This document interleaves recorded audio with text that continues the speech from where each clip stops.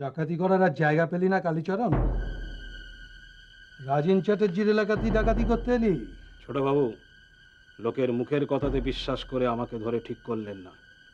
আমি যে ডাকাতি করেছি তার প্রমাণ কি বলুন? প্রমাণ? রাজেনবাবু আসুক, তখন তাকেই তোর ওই প্রমাণের কথা বলিস। তাহলে আমাকে আপনারা ছাড়বেন না? ছাড়ার মালিক তো আমি নই বাবা, বড়বাবু ইচ্ছে করলে ছাড়তে পারেন। অবশ্য আমাদের সাহেবকে তো তোরা জানিস, জীবনে অন্যায়ের সঙ্গে কোনোদিন আপোষ করেননি। সে কি রে হাসছিস যে বড়? ওই যে বললেন অন্যায়ের সঙ্গে কখনো আপোষ করেনি, তাই হাসছিলাম। ছোটখাটো চোর ডাকাতরা কত খরচ করবে ছোটবাবু? টেবিলে একটা 10,000 টাকার বান্ডিল পড়লে ওই ধর্মরাজও টাকাটা পকেটে পুরে ছাড়ে। আমি ধর্মরাজ নই রে কালী, আমি রাজেন চাটুর্যে। কি বুঝলি? ভগবান এই হাত দুটো দুষ্টের দমন করার জন্য দিয়েছে, দুষ্টের তোষণ করার জন্য নয়। আমার থানায় দাঁড়িয়ে তুই টাকার কথা বলিস? হ্যাঁ, এত সাহস তোর? টাকার কথা বলিনি হুজুর, বিশ্বাস করুন আমি কথার কথা বলছিলাম। কথার কথা বল, তোর দলে কে কে ছিল? আমার কোনো দলই নেই হুজুর। দল নেই? তার মানে তুই একা ডাকাতি করতে গেছিলি? আমি ডাকাতি করতে যাইনি বড়বাবু, আমার অনেক শত্রু আছে, ওরা আমাকে ফাঁসানোর জন্য থানায় আমার নাম বলে দিয়েছে। তাহলে তুই ডাকাতি করতে যাসনি? না। তোর দলে আর কে কে ছিল? সেটা জানলে তো আগেই নাম বলে দিতাম হুজুর। মাথা গরম করে দিসনি কালীচরণ? মাথা গরম করে কি করবেন বড়বাবু? মারবেন? কত মারবেন? মারুন, কত মারবেন? জাদা, মার খেয়ে খেয়ে গায়ের চামড়া মোটা হয়ে গেছে না? মারবেন না বড়বাবু, আমি উকিল বাবুর সঙ্গে দেখা করেছি, উনি জামিনের দরখাস্ত করবেন। আমি ওর স্ত্রী বাবু, আমি বলছি ও ডাকাতি করেনি, ওকে ছেড়ে দিন বাবু, ওকে আটকে রাখবেন না, দয়া করে ছেড়ে দিন। ওকে ছাড়বার মালিক আমি নই। মহামান্য আদালত যদি দয়া করে ছাড়েন তাহলে কালী ছাড়া পাবে। আমি শুধু প্রমাণ সমেত আসামিকে আদালতে হাজির করব। একটা নির্দোষ লোককে জেলে আটকে রাখবেন? কার কাছে দয়া ভিক্ষা চাইছিস বউ? উনি দয়া মায়া মমতা কিচ্ছু জানেন না। না না না, জানি না জানি না জানি না। এই রাজেন চাটুর্যের কাছে দয়া মায়া মমতার কোনো মূল্য নেই, বুঝলি? আজ যদি আমার স্ত্রী চুরি করত কিংবা আমার মেয়ে কোনো অপরাধ করত, আমি নিজের হাতে তাদের হাত করা পড়িয়ে আদালতে চালান করতাম। ওকে বাড়ি দান করে রেখেছেন কেন? লকআপে পুরে দিন। আর ওর বউকে বলুন যে স্বামীর সঙ্গে দেখা করতে হলে কোর্টে গিয়ে দেখা করবে, থানায় দেখা করা চলবে না। কে আসছে আপনার সঙ্গে দেখা করতে? ঢের ঢের মানুষ দেখেছি, এমন পাষাণ জীবনে দেখিনি। ঘরে থাকেন কি করে দারোগা বাবু? সেখানে কি দারোগাগিরি করেন নাকি? বাংলার মুখ আমি দেখিয়াছি, তাই আমি পৃথিবীর রূপ খুঁজিতে যাই না আর। অন্ধকারে জেগে উঠে ডুমুরের গাছে, চেয়ে দেখি ছাতার মতন বড় পাতাটির নিচে বসে আছে ভোরের দোয়েল পাখি। চারিদিকে চেয়ে দেখি পল্লবের স্তূপ। জাম বট কাঁঠালের হিজলের অসত্যের করে আছি চুপ। ফণি মনসার ঝোপে সতী বনে তাহাদের ছায়া পড়িয়াছে। কিরে হাসছিস যে? ভেবেছিস ভুলে গেছি? এই পরের লাইনটা বলবো না, সেই জন্য তো আমি হাসিনি বাবা। তবে পুলিশের বড়বাবু জীবনানন্দ দাশের বই পড়ছে দেখে লোকে হাসবে। লোকে হাসুক, আমার সোহিনী মা তো হাসছে না। বাবা, তুমি এত কবিতা মনে রাখো কি করে? ভুলে যাও না? ভুলে গেলেই আমার সোহিনী মায়ের কথাটা মনে করে নিই, ব্যাস সব কবিতা মনে পড়ে যায়।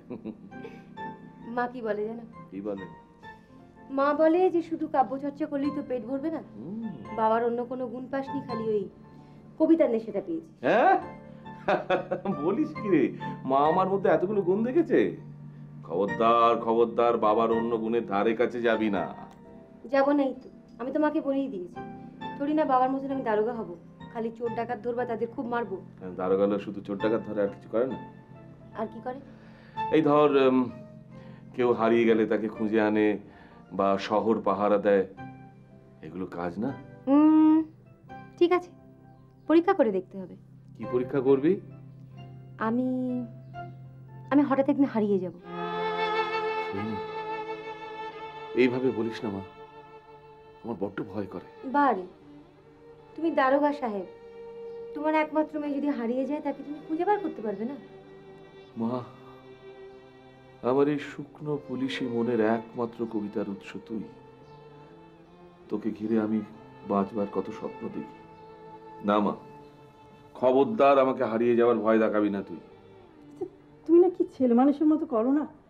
আচ্ছা, মেয়ে হারিয়ে না যাক, কিন্তু মেয়ে যখন তখন একদিন না একদিন তোকে চোখের আড়াল করতেই হবে। হ্যাঁ, আরে বাবা, সে তো হবেই।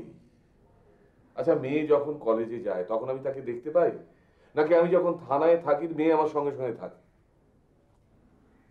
সারাটা দিনের শেষে যখন বাড়ি ফিরে আসি তখন মেয়ের মুখটা আমি দেখতে চাই, আর সেটাই আমার জীবনের সব থেকে বড় প্রাপ্তি মাধবী।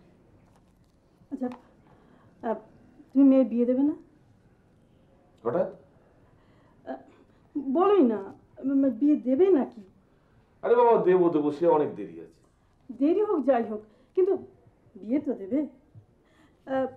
ধরো তোমার মেয়ের যদি কলকাতায় বিয়ে না হয়, অনেক দূরে হয়, মানে। দেবো না বিয়ে। কি বললে? তুমি মেয়ের বিয়ে দেবে না? মেয়ের দূরে বিয়ে দেবো না, এমন জায়গায় বিয়ে দেবো যাতে মেয়েকে রোজ একবার করে দেখতে পাই। তুমি রোজ রোজ মেয়ের শ্বশুরবাড়িতে যাবে? যাবো। ওমা, তাতে মেয়েকে শ্বশুরবাড়িতে কথা শুনতে হবে না? কোন শালার এত সাহস আছে যে আমার মেয়েকে কথা শোনাবে? দেখলে তো, এই তোমার শুরু হয়ে গেল পুলিশি মেজাজ। আরে তোমার কথা শুনেই তো আমার মেজাজ গরম হয়ে গেল। আচ্ছা, এছাড়া কি আর কোনো কথা নেই?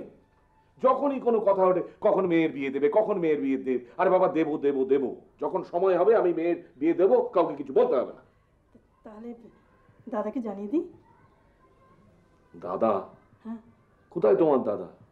আমার নিজের দাদা নয়, পিস্তুত দাদা, হায়দ্রাবাদে থাকে। ওই যে সেবার এসেছিল, তোমার মনে নেই? ও, তো উনি তোমাকে চিঠি লিখেছেন? হ্যাঁ হ্যাঁ, লিখেছে। আসলে তো সোহিনীকে দেখেছিলেন, তাই লিখেছে ওখানে একটা খুব ভালো ছেলে আছে, ইঞ্জিনিয়ার, অনেক রোজগার। তা যদি সোহিনীকে বিয়ে, তাহলে উনি আর কি কথা চালাবেন। তো সোহিনীর মতামত নিয়েছো? উমা, ওর আবার মতামত নেবো কি? আমরা একটা ভালো ছেলে দেখে ওর বিয়ে দেবো। এই যে আমার বিয়ে হয়েছে, আমার বাবা আমার মতামত নিয়েছিলেন। আচ্ছা, তোমার দাদা কলকাতা আসবেন নাকি আমাকে হায়দ্রাবাদ যেতে হবে? তুমি যদি বলো তাহলে আমি দাদাকে এখানে আসতে লিখে দেবো। হ্যাঁ, তাই করো তাই করো। মানে ব্যাপারটা যত তাড়াতাড়ি মিটিয়ে ফেলা যায় ততই মঙ্গল। ব্যাপারটা মানে? ব্যাপারটা হচ্ছে যে আমার সর্বনাশ করার আগে তোমার দাদার একটা আমি ব্যবস্থা করে দেবো। তুমি তোমার দাদাকে নেক্সট প্লেনেই চলে আসতে পারো। দাদার কি ব্যবস্থা করবে? কাঠ করে দাঁড় করাবে? ঠিক ধরেছে, ঠিক ধরেছে। বুঝলে, কালীচরণ নামে একটা আসামি আছে, মানে হাজার মার খেয়েও কিছুতেই দলের কোনো লোকের নাম বলছে না। তো তোমার দাদাকে পেলে ওই কালীচরণের সাগরেদ বলে চালিয়ে দেবো, একটা দাগি আসামি হয়ে যাবে। জীবনে কোনোদিন কারো সর্বনাশ করার কথা ভাববে না।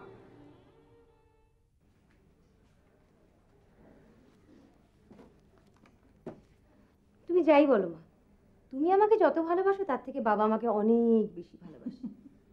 কেন রে? মেয়ের বিয়ে দিতে চাইছি তাই বুঝি তোকে ভালোবাসি না? বাসো নাই তো, তাড়াতে পারলে যেন বাঁচো। কেন? আমার বাবা বুঝি আমাকে তাড়িয়েছিল? তোমাদের যুগ কি এখন আছে? বেশ, তুই বাবার আদরে মেয়ে হয়ে থাক, আমি জীবনে কোনোদিন আর তোর বিয়ের কথা বলবো না। মা, তুমি রাগ করলে? রাগ করবো কেন? আমার রাগের কি কোনো দাম আছে? আচ্ছা আচ্ছা, বেশ বেশ। মামাকে চিঠি লিখেছো? না। কেন? তোর বাবা কি বলেছে শুনেছিস? তাহলে বরঞ্চ একটা কাজ করো, মামাকে তুমি চিঠিতে লিখে দাও যে কলকাতাতেই একটা ভালো পাত্র পাওয়া গেছে। আমি ওসব মিথ্যে কথা লিখতে পারবো না। মিথ্যে কথা কে বললো? সত্যি কথাই তো লিখবে। সত্যি কথা? হ্যাঁ, খাঁটি আগ মার্কা সত্যি কথা। তোর বাবা ছেলে ঠিক করেছে? খানিকটা সেরকমই বলতে পারো। তোর বাবা পাত্র ঠিক করলো আর আমাকে জানাবার প্রয়োজন মনে করলো না? ছেলেটি কি কলকাতায় থাকে? হ্যাঁ। নামধাম কিছু বলেছে? না, দাঁড়াও, আগে বাবার পুলিশি তদন্ত শেষ হোক, বাবা আগে নিজে নিশ্চিন্ত হোক, তারপরে হয়তো তোমাকে বলবে। ও, তদন্ত করার আগে তোকে বলবে আর তারপর আমাকে? কোনো দরকার নেই। তোর বাবাকে বলে দিবে কোনো দরকার নেই। মেয়ে তো আমার নয়, শুধু তোর বাবার। মা, কি হলো, তোর আবার কি চাই? একজন মেয়ে মানুষ এসেছেন আপনার সঙ্গে দেখা করতে, বলছেন খুব জরুরি দরকার। যা বসতে পারো, আমি আসছি। কি আসতে পারে বলতো এখন? আমি কি করে জানবো? দেখো, কোনো ঘটক টটকের বউটাও এসেছে। তোমরা যেভাবে আমার বিয়ে দেওয়ার জন্য উঠে পড়ে লেগেছো,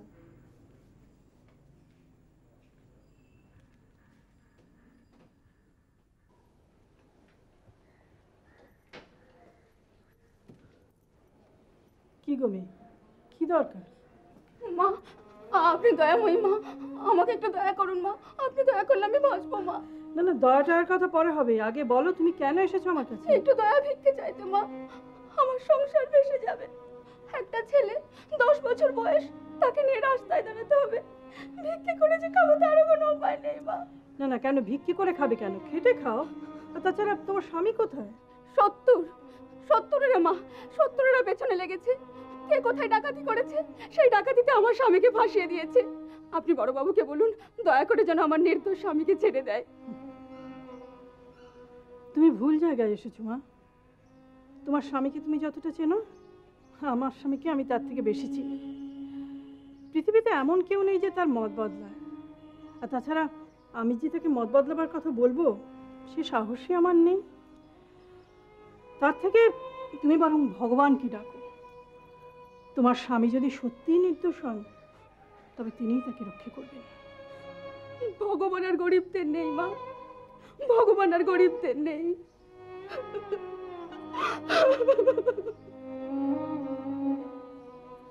তোকে কতদিন বলেছি, কেউ এলে আগে জিজ্ঞেস করবি কোত্থেকে এসছে, কেন এসছে, তারপর বাড়িতে নিয়ে আসবি। যা।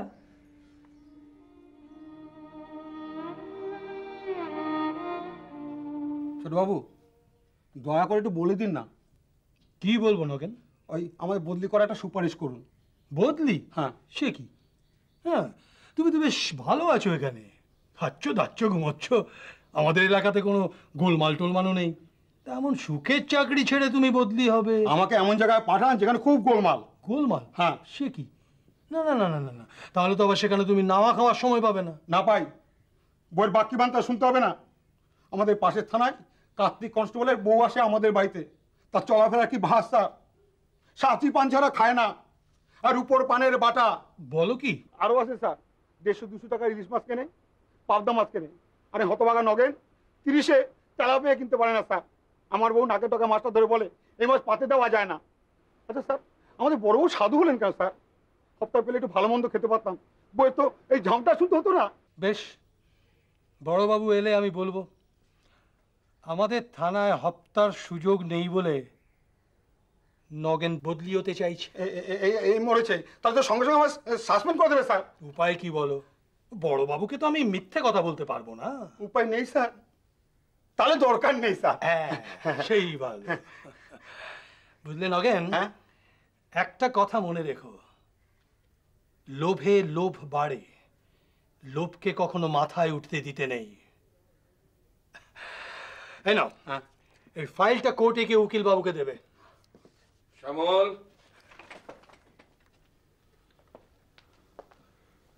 কালীচরণের কেসটা আজকে উঠছে তো? Yes sir. ওই জেল কাস্টাডি না করে যদি পুলিশ কাস্টাডি করবার হুকুম পেতাম না, তাহলে দলের সবকটাকে ধরতে পারতাম। আমিও উকিল বাবুকে সেই মতোই অ্যাপিল করতে বলেছি স্যার। ঠিক আছে। আমি আসি স্যার।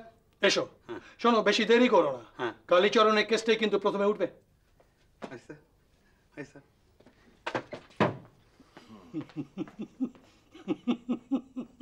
কি হলো, হাসছো কেন? নগেন আমার কাছে একটা আর্জি জানিয়ে গেল স্যার। তোমার কাছে আর্জি জানিয়েছে? সেদিন আমার স্ত্রীর কাছে গিয়ে বললো যে ওর কাজে মন লাগছে না। কেন বলো তো? উপরি নেই তাই? মাইনে চেয়ে উপরিটা বেশি হয়তো। ওকে বলে দিও রাজেন চাটুর্যের যতদিন দারোগা আছে ওইসব কথা যেন মাথায় না ঢোকায়। আমার এলাকায় আমি বাঘে গরুতে একসঙ্গে জল খাওয়াই। চল চল চল চল চল। সে সুনামটুকু আর বেশি দিন পাবেন না হুজুর। এখানে চোরেরা মিলে একটা ইউনিয়ন করে ফেলেছে। যে থানা বড় সৎ হবে সেখানে এরা চুরি ডাকাতি বাড়িয়ে দেবে। বাড়িয়ে দিক, মজাটা টের পাবে। টের আপনি কি পাবেন হুজুর? টের পেয়েছে মদন পোদ্দার। কি হয়েছে সেটা বলবে তো পোদ্দার? কি হয়েছে? চুরি করেছে। ওকে জিজ্ঞেস করুন স্যার। দেখুন স্যার, ভালো করে দেখুন স্যার। ভালো কাজ জানে বলে একে আমি আমার দোকানের চাকরি দিয়েছিলাম। এখন আমি হারে হারে টের পেয়ে গেছি স্যার। টাকা টাকা বই টাকা।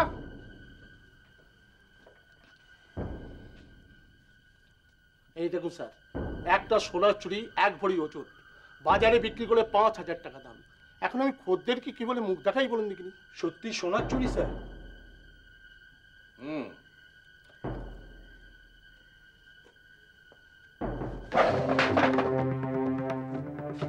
এই, এদিকে আয়। বল কেন চুরি করেছিস? বল কেন চুরি করেছিস? বল কেন চুরি করেছিস? আচ্ছা বলুন তো স্যার, একটা চুরির ওজন 1 ভরি, 5,000 টাকা দাম। মেয়ের বাবা কত কষ্ট করে জোগাড় করেছে বলুন তো? কেন চুরি করেছিস? এই, কেন চুরি করেছিস? আর কি স্বভাবে। স্বভাবে। কোথায় বিক্রি করতিস চুরিটা? তোর নাম কি? আগে মদন। খেয়েছে। এই যে আমার নাম বলে স্যার? না স্যার, ওর নাম খোকন। খোকন বলে কাজ দিয়েছে। এই, এই তোর বাড়ি কোথায়? আগে নপাড়ায়। শ্যামল, ওর কোমরে দড়ি বেঁধে হাতে হাত কড়া দিয়ে নপাড়ায় নিয়ে যাও। সেখানে ওর বাড়িটা গিয়ে সার্চ করবে। আর এই মদন শাকরা ছাড়া অন্য কোনো লোকের যদি মাল থাকে সেটা সিজ করবে। আমাকে পাড়ায় নিয়ে যাবেন না হুজুর। পাড়ায় সবাই জানে আমি চাকরি করি। এখনো তো জানে না তুই কি করিস, এইবার জানবে। আপনার পায়ে পড়ছি, আপনি আমাকে মারুন, জেলে পাঠান, যা খুশি তাই করুন, কিন্তু আমায় পাড়ায় নিয়ে যাবেন না। আমি 2 মাস আগে বিয়ে করেছিলাম। আমার বউকে সোনার চুড়িটা দেব বলে আমি চুরি করেছিলাম।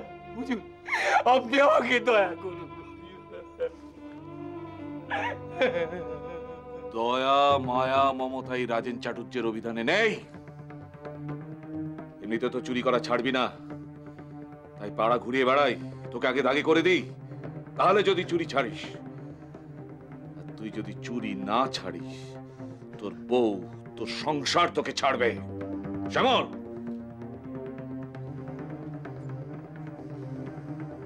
চল চল বেটা, চল। স্যার, কি স্যার এই চুরিটা কি থানায় থাকবে স্যার? তোমার খদ্দেরের মেয়ে বিয়ে কবে? আগে পরশু স্যার। তাহলে কালই ওকে আমি আদালতে তুলবো। মানে ওই চুরিটা কি আদালতেই থাকবে? তুমি মহামান্য আদালতের কাছে গিয়ে তোমার সব কথা বলবে, তোমার প্রার্থনা মঞ্জুর করতে বলবে। আমার মনে হয় মহামান্য আদালত তোমার চুরি ফেরত দিয়ে দেবেন। স্যার, যদি ফেরত না দেয়? তাহলে তোমাকে ব্যবস্থা করতে হবে। ঠিক আছে স্যার, সব ব্যবস্থা আমি করে নেবো স্যার। মানে একটা 5,000 টাকা চুরি তো, পাপ যখন করেছি তার প্রায়শ্চিত্ত আমার করতে হবে স্যার। স্যার আসি স্যার। চাই। এই শোনো স্যার, আচ্ছা, একটা সীতাহারের দাম কত হতে পারে বলো তো? তা ধরুন 4 ভরি সোনা তো হয়ে যাবে, এই 1,000-1,500 টাকা লাগবে। কার জন্য স্যার? সইনি, মানে আমার মেয়ে। করে দেবো স্যার। বিয়ে কবে? অনেক দেরি আছে। দেখো, আমি একটা ছাপোষা মানুষ, তাই একটু একটু করে সবকিছু করিয়ে রাখি। আমি তোমাকে মাসে 2,000 টাকা করে কিস্তিতে টাকা দিয়ে দেবো। তারপর পুরো টাকা শোধ হয়ে গেলে তুমি হারটা আমায় দিয়ে দিও। এ আপনি কি বলছেন স্যার? আপনি কি আমার টাকা মেরে দেবেন? হ্যাঁ, তা নয়, তবে এটা আমার প্রিন্সিপাল মদন। আমি যেমন কারো কাছ থেকে সুযোগ নিই না, আমি চাই না কেউ আমার কাছ থেকে সুযোগ নিক। যাক বাবা, এতদিনে ঠাকুর তোমার সুমতি দিয়েছে। সুমতির কথা নয় মাধবী, আসলে ওই চুরির পর না আমার কিরকম একটা ভয় ধরে গেছিল। বাবা, থানা দারোগাবাবুর বাড়িতে চুরি? না তা নয়, যতই বলি মেয়ে কাছে থাক মেয়ে কাছে থাক, এক সময় না এক সময় তো বিয়ে দিতেই হবে। এই এই এই, তাহলে আমি দাদাকে চিঠি লিখে দিই? না না না, সোহিনীর বিয়ে আমি কলকাতাতেই দেব। আগে সীতাহারটা আসুক, তারপর বালা চুরি সব পরপর করাবো। কি ব্যাপার বলো দেখিনি, তুমি কি আজকাল উপরি টুপড়ি নিচ্ছ নাকি? মাধবী, রেগে যাচ্ছ কেন? তুমি যেভাবে বললে তাতে তো সন্দেহ হতেই পারে। না না, সন্দেহের তো কিছু নেই। আমি মদনের সঙ্গে কথা বলে রেখেছি যে আমি কিস্তিতে টাকা দেবো, তারপর টাকা শোধ হয়ে গেলে আমি গয়নাগুলো নিয়ে আসবো। এক সীতাহার করতেই তো 10 বছর কেটে যাবে, তা মেয়ের কি 10 বছর পরে বিয়ে দেবে? আচ্ছা, তুমি এত ভাবছো কেন বলো দেখিনি? আমার কি গয়না কিছু কম আছে? তুমি সব থেকে আগে একটা ভালো ছেলে ঠিক করো, তারপর আমি আমার সব গয়না দিয়ে মেয়ের গা ভরিয়ে দেবো। আমার মেয়ের বিয়ে দেবো আর গয়না দিয়ে ভরিয়ে দেবে তুমি? ওয়াই? বারে, তুমি তো সীতাহার দিচ্ছই, আর তোমার মেয়েকে আমার বুঝি গয়না দেবার কোনো অধিকার নেই? তাহলে মানছো তো যে সৈনী আমার মেয়ে? মানছি। তাহলে তোমার গয়না আমি অ্যাকসেপ্ট করতে পারি। নাও চলো, এবার খাওয়া দাওয়া করবে, চলো। যাচ্ছি যাচ্ছি, 6টা মাস বুঝলে, মাত্র 6টা মাস।